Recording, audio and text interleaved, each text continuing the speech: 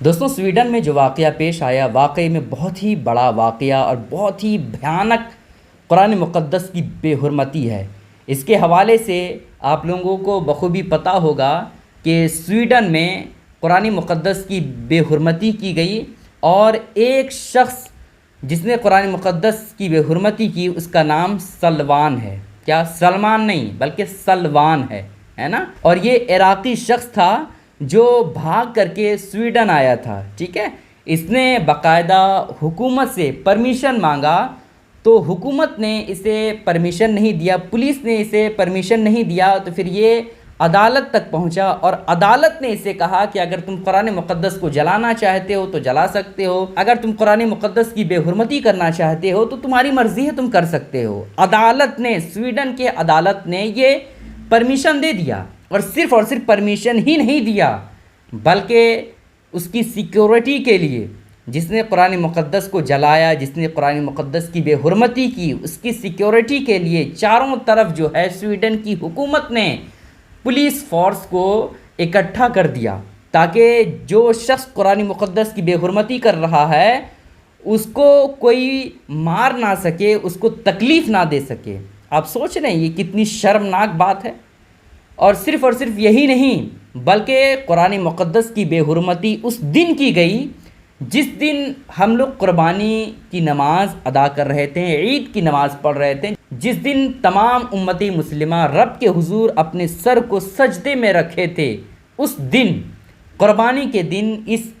سلوان نامی بدبخت نے قرآن مقدس کی بے حرمتی کی، اور ایسی جگہ قرآن مقدس کی بے حرمتی کی جہاں ایک بڑی مسجد تھی، اس کے باہر یہ کیا گیا۔ قرآن مقدس کو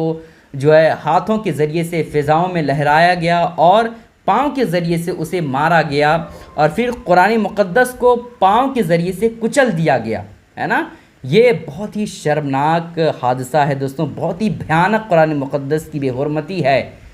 آج نہیں تو کل آپ دیکھ لیجئے گا، میں آپ کو ویڈیو بنا کر کے دے رہا ہوں، آج نہیں تو کل اللہ رب العزت کا عذاب اس پر ضرور ضرور آئے گا۔ یوں تو آج کے بعد وہ ذلیل و خوار تو ہو ہی جائے گا، لیکن اسے اللہ رب العزت کا عذاب ضرور آئے گا۔ دوستوں، یہ واقعہ اگر کہیں ہوتا ہے تو اس سے زیادہ حیرت کی بات تو یہ ہوتی ہے کہ 56-57 اسلامی ملک ہے، لیکن اس کے باوجود 56-57 اسلامی ملک ہونے کے باوجود مکمل طور پر کسی نے بھی اس کام کو، اس سویڈن کی حکومت پر جو ہے کسی نے بھی کارروائی نہیں کیا، کسی نے بھی مکمل طور پر رد نہیں کیا، مکمل طور پر یہ نہیں کہا کہ یہ سویڈن کی جو حکومت نے کیا ہے وہ واقعی بہت ہی بری بات ہے، کسی نے بھی نہیں کہا۔ سب صرف اور صرف نام کے لیے اسلامی ملک ہے، صرف اور صرف پیسے کے چکر میں، ہے نا، اور دولت اور ثروت اور حکومت کے چکر میں یہ لوگ رہتے ہیں، اور پھر کہاں قرآن مقدس کی بے حرمتی ہو رہی ہے، کہاں اسلام کے خلاف کام ہو رہا ہے، کہاں نبی پاک علیہ الصلوۃ والسلام کی شان میں گستاخی ہو رہی ہے، اس کا کسی کو بھی پرواہ نہیں ہے۔ سوچیں نا دوستوں، 56-57 اسلامی ملک اگر چاہے تو سویڈن کے جو بھی پروڈکٹ ہے، جو بھی اپلیکیشن ہیں، جو بھی چیزیں ہیں، وہ اگر 56 اسلامی ملک اس پروڈکٹ کو اپنے ملک میں چلانے سے انکار کر دے تو پھر ایسی کیفیت میں سویڈن کی اکانومی پر کتنا بڑا فرق پڑے گا، آپ سوچ بھی نہیں سکتے ہیں۔ سویڈن کی اکانومی پر بہت بڑا فرق پڑ جاتا اگر 10 ہی اسلامی ملک سویڈن کے سامان کو، سویڈن کی چیزوں کو اپنے ملک میں بیچنے سے انکار کر دیتا تو، لیکن انہوں نے ایسا کچھ نہیں کیا۔ صرف اور صرف یہ عیاشی کے چکر میں رہتے ہیں، صرف اور صرف ایسے کام کرتے ہیں جس سے اسے اچھا محسوس ہوتا ہے۔ اگر